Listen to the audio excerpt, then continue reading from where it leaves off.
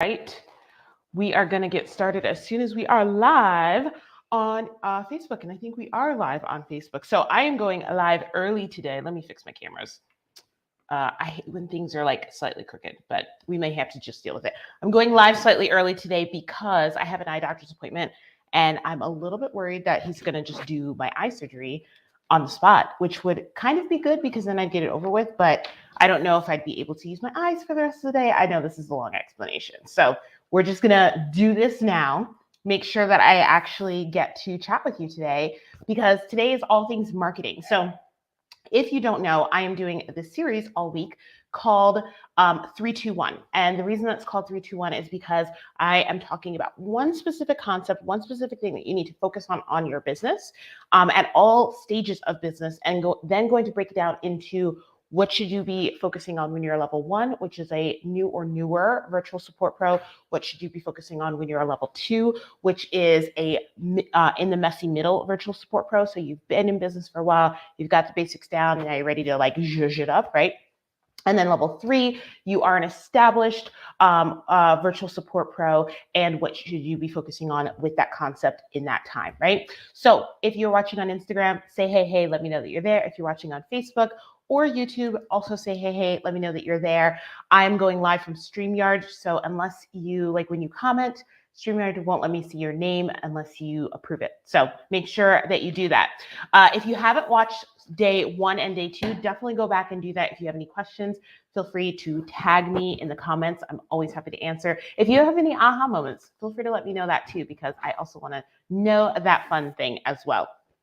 If this is your first time you've seen me, my name is Tasha Booth, and I run a launch management agency as well as coach agency owners, and I have 2 certifications for launch managers. Lots of things going on in my life, but I love it all. I'm loving it, right? So, like I said, we are going to get down to business when it comes to marketing. So marketing is one of those things that a lot of virtual support pros kind of shy away from. I get it.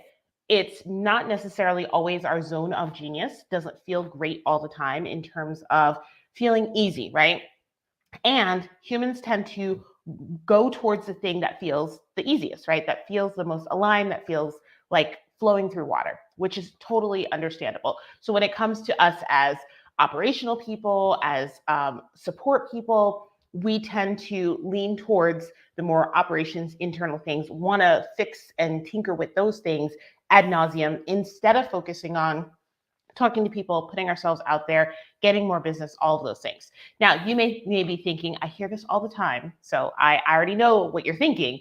You're thinking, well, most of my business is referral based, right?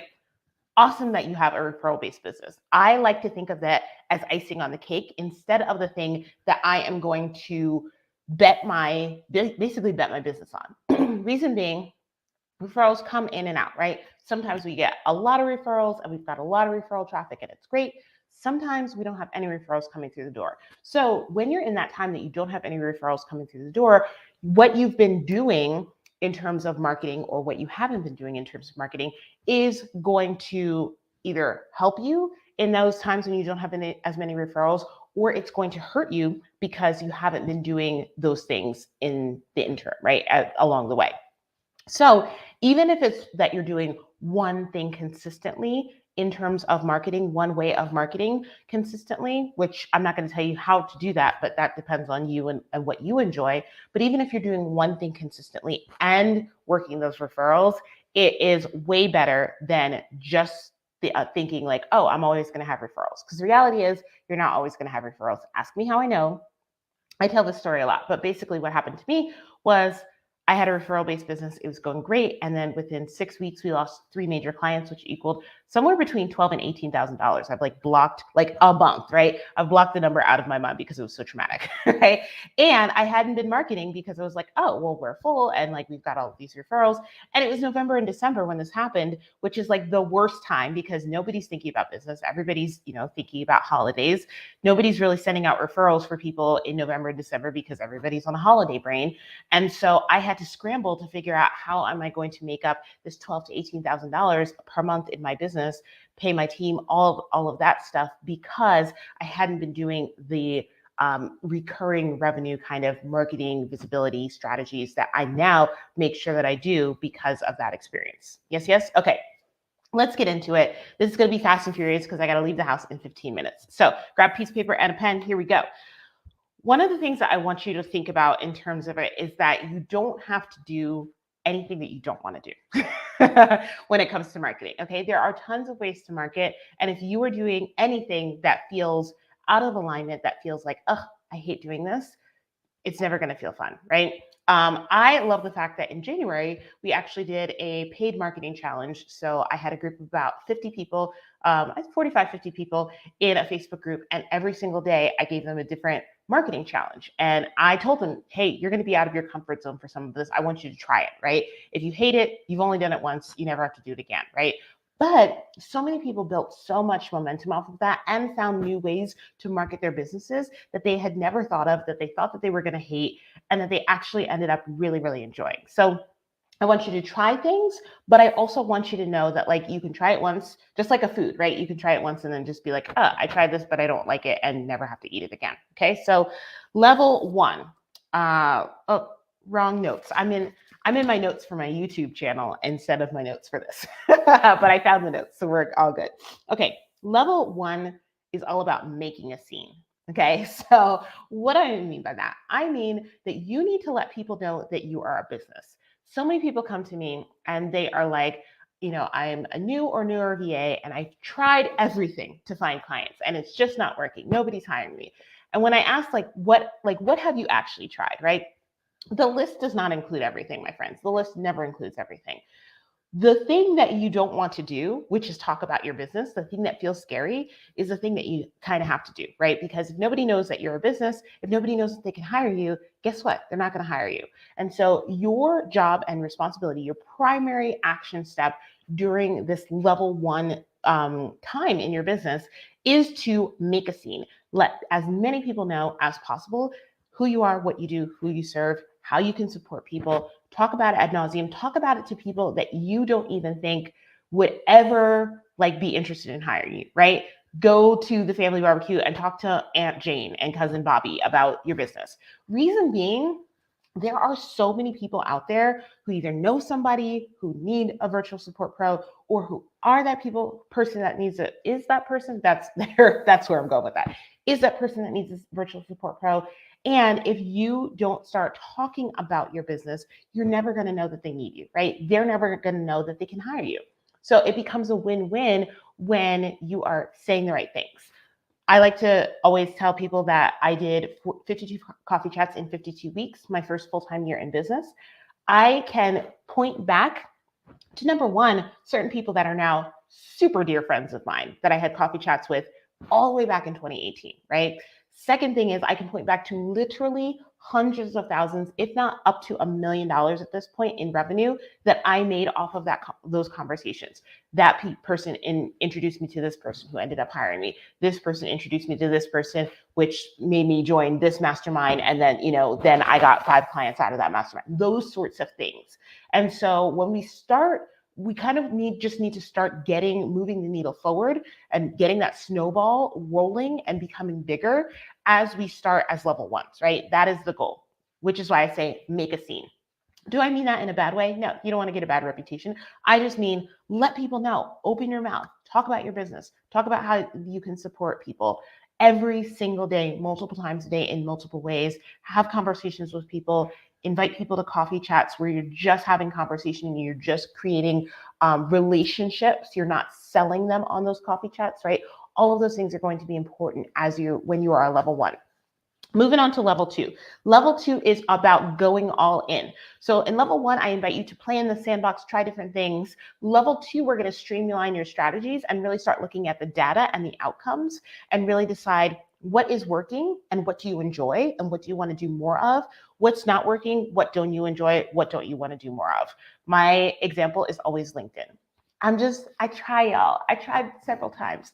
But every time I try, I'm like, oh, okay, I guess I'll go do this LinkedIn thing because somebody told me I'm supposed to. And if that is the feeling behind it, it's probably not my jam, right? It's probably not the thing that is going to be the most beneficial to me, because if that's the essence of how I show up for it, I'm not going to do it long term. I'm not going to do it consistently. I'm not going to do it with joy and be my joyous self on LinkedIn, right? And so people are going to feel that. And so I've decided that that's not my platform of choice, right? But LinkedIn might be your platform of choice where you're just like, I feel in my zone, I feel in my element, right? And so that's why you play around with things, you try things, and then you figure out what that strategy actually looks like, right? So that's when we start making it a little bit more strategic and putting a little bit more thought into where we're headed with this marketing strategy, basically, and going all in on 1, 2, up to 3 places, instead of just being like, I'm just gonna like do everything and try everything, right? So we're being a little bit more strategic. We're going all in.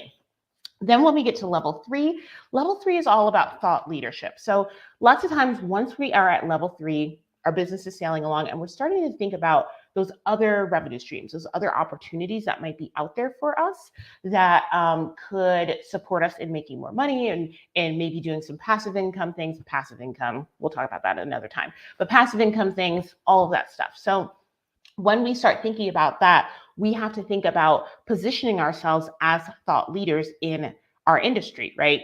And in tangential industries as well, or related industries as well. So when I think of thought leadership, I think of getting on podcasts, doing in-person speaking events, getting into more, maybe doing some blogging, doing some PR, those sorts of kind of elevated things where people are coming to us and saying like, what is changing in the industry, right? They're asking our opinion about our thoughts on like the future of what we're doing, instead of us just being reactionary and just us just being doers, right? And I use that in quotations because we all know doers are hugely important, right? So that we are setting the stage for kind of where our industry is headed, and we are becoming one of those leaders in our industry in that level 3. Now, I say this and sometimes to level 3s, and they're like, well, I don't want that at all. And if you don't want that, like, you don't want that, right? So it's totally okay to just be like, you know what, I really enjoy being in the service industry and still being in the implementation part of my business, and that's where I want to stay. 1,000% totally okay. And you can 1,000% of course do that. And if you want to do that, you can still do podcasts, right? You can still utilize and leverage those in kind of a level 2 style, where that's one of your marketing initiatives to get more people in the door for your services. Yes, yes. Okay, so let's go back one more time really quickly because I got to head off. Number 1, make a scene, build connections in level 1. Level 2, go all in, start being a little bit more strategic about what you're doing with your marketing. And then level 3, elevate to thought leadership. Really think in terms of what are your next steps in terms of what you want to do with your business, what you want to do with other revenue streams, and start utilizing those communities basically in order to elevate yourself as a thought leader and to get on more stages, more speaking and everything, so that when you're ready to actually have that event or have that, digital product or something, you have a community ready for that as well. I hope this was super helpful. Quick reminder, if you are a level 1, I start a brand new 4-week bootcamp called Work Week, starting on May 8th. You can get all the information at tashabooth.com/work, WERQ week. And then if you are a level 2 and support your clients with launching in any capacity, I have a masterclass coming up next Thursday, so a week from tomorrow, called How to Become an Indispensable Member of Your Client's Launch Team. tashabooth.com/launch-masterclass to sign up for that free masterclass. I'm going to be talking about the hard and soft skills that you can use in order to become an indispensable member of your client's launch team and elevate yourself and your services as a launch specialist. And then number 3, if you are a level 3 and thinking about starting, growing, or scaling your agency and need support around that, definitely check out my one-on-one and group coaching program, the Agency Thrive Mind, for all information on how I can support you to get to your next level in your agency. tashabooth.com/Thrive Mind. Hope this was helpful, team. Have a great rest of your day. I will see you tomorrow. Bye.